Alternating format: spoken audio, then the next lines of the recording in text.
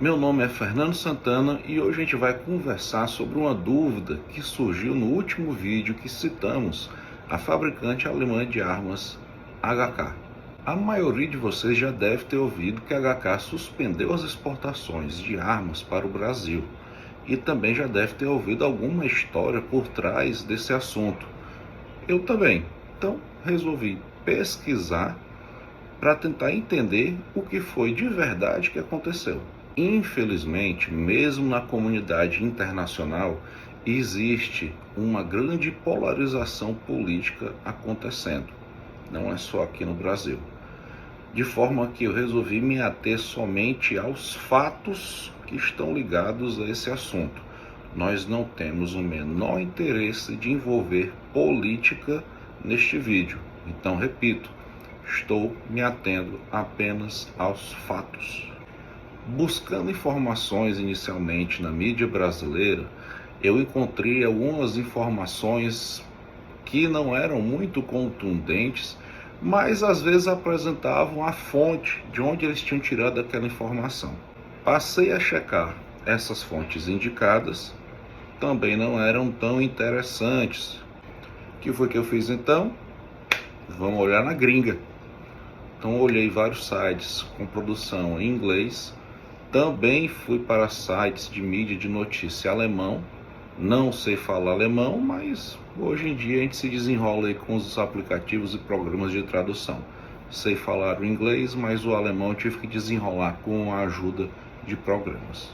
A mídia brasileira costuma citar o caso do assassinato da vereadora Marielle em 2018 como o fator principal para essa tomada de decisão da HK. Apesar de a arma do crime não ter sido encontrada, a investigação apontou que a arma utilizada foi a submetralhadora MP5 da HK. Dentro da minha pesquisa, eu resolvi fazer então algo que parece que ninguém tinha feito ainda, que foi ler sobre a lei alemã. Eu fui procurar qual lei alemã tratava sobre a produção, sobre o comércio e as transações das armas de fogo. Eu não tenho sequer a ousadia de pronunciar o nome dessa lei. Kriegswaffenkontrollgesetz.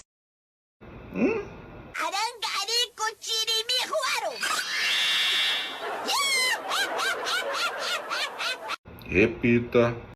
Kriegswaffenkontrollgesetz.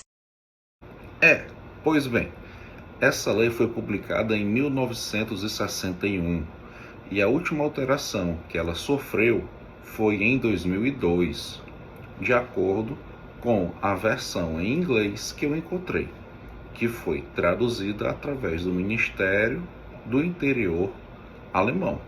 Sendo assim, caso tenha algo que tenha se perdido na tradução e você acha que tem algo que possa colaborar, por favor, joga aqui nos comentários, nas mensagens e vamos crescer junto. Como o nome da lei fala, Lei de Controle de Armas de Guerra.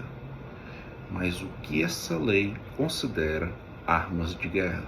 É uma lista extensa que vai desde armas nucleares, mísseis, lança-chamas, passando por helicópteros militares, fuzis e submetralhadoras, como a MP5, por exemplo.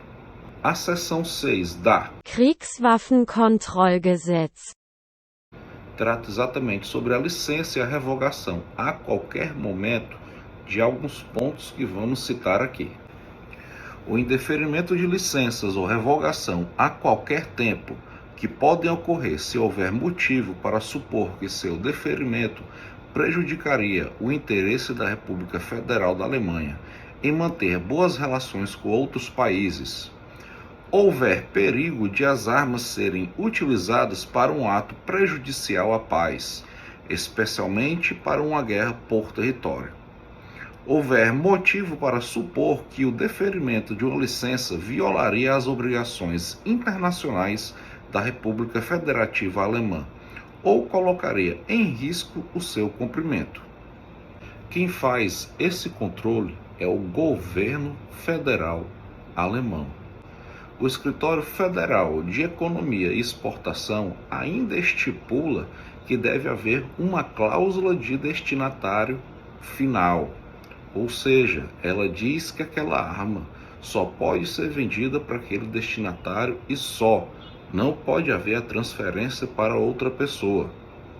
Ou seja, se a venda está acontecendo para uma polícia X, só pode ser para aquela polícia X e mais nenhum outro. A polícia X não poderia transferir e exportar para ninguém. Só pelo que foi dito, ainda que apresentado de forma subjetiva pela lei alemã, a gente já consegue perceber o cenário no qual estamos inseridos. A obtenção dessa licença para exportação está sujeita a rigorosos procedimentos, que vão avaliar fatores como destino final das armas, o histórico do país em relação aos direitos humanos, a situação de segurança e estabilidade da região. No passado, a HK já enfrentou críticas e controvérsias pela sua venda a países em situação semelhante, especialmente aqueles envolvidos em conflitos armados ou com registros questionáveis em termos de direitos humanos. O governo alemão já vinha sendo pressionado há muito tempo pelos ativistas para um controle maior sobre essas armas que estavam sendo exportadas. Outro fato que a maioria dos meios de comunicação não comenta é que a HK já vinha sendo investigada em 2014 por vendas realizadas para o México. Entre 2006 e 2009, a HK vendeu mais de 4.000 armas para o México. De acordo com as alegações contra a empresa, as vendas teriam sido feitas para estados com péssimos registros de direitos humanos, o que a lei que comentamos de 1961 já proibia. Foi averiguado que as armas chegaram em estados do México que não deveriam ter chegado, também ferindo a cláusula de destinatário final. O caso que chamou a atenção para estas questões ocorreu em 27 de setembro de 2014 na cidade de Iguala, quando as forças de segurança durante a operação policial teriam, de acordo com as acusações, matado 7 estudantes, enquanto outros 43 desapareceram. As armas vendidas ao México foram os fuzis modelos G36 no calibre 5.56 NATO. Em 2019, o Tribunal de Stuttgart decidiu em desfavor da HK. De pouco em pouco, a HK foi silenciosamente deixando de fazer contrato com alguns países, até que em 2019, oficialmente, em seu site se manifestou, tratando do tema com uma estratégia chamada Green Countries, traduzindo livremente Países Verdes. Nas palavras da própria HK, podemos definir essa estratégia da seguinte forma: a estrita conformidade com a lei e a observância de padrões éticos e valores são de extrema importância em nossa empresa.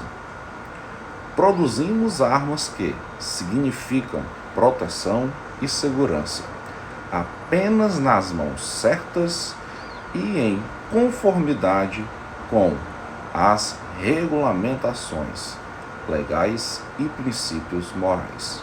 Como princípio, fornecemos apenas países que pertencem à União Europeia e OTAN ou são equivalentes à OTAN.